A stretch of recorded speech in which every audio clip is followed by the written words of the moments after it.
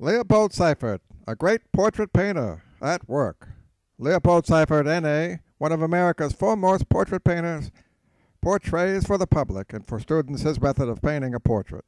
Mr. Seyffert's work is represented in leading museums such as the Metropolitan Museum in New York City, the Chicago Art Institute, the Detroit, Pittsburgh, Washington, Philadelphia, and numerous other museums. By a series of successive picture studies, he depicts this procedure of portrait painting. We take you now through the various steps, showing his methods and his work. Seyffert, the man who succeeded Sargent as one of America's great portrait painters. Here we see the shadow upon the artist's canvas. The artist begins. The canvas is stretched. That same canvas now casts a shadow from the artist's brushes. The first brush strokes, toning the canvas.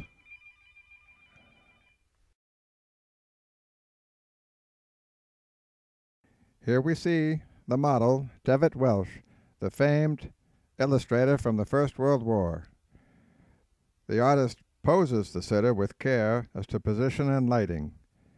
Thanks to the artist's studio, the lighting is very good from a large Northlight skylight cast on that beautiful mantelpiece in the Des Artistes building, 1 West 67th, New York City.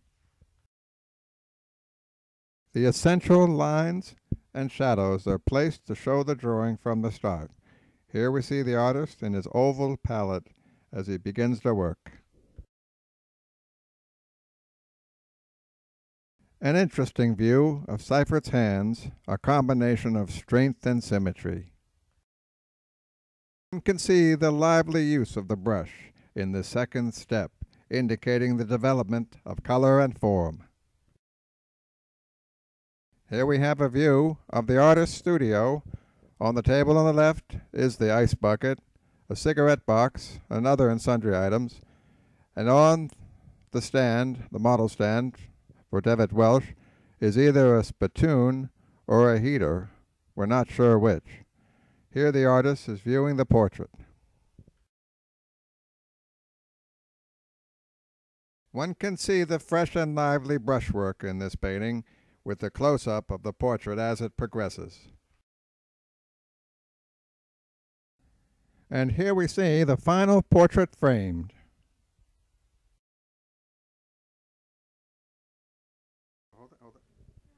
Mr. Seyffert not only is a master of portraiture, but of other forms of painting as well. The finished work, Mr. and Mrs. Seyffert and the sitter Devitt Welch compare notes.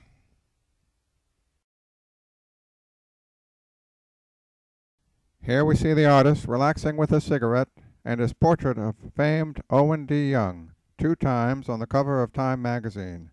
Mr. Young, also the founder of the Radio Corporation of America, was the president of General Electric.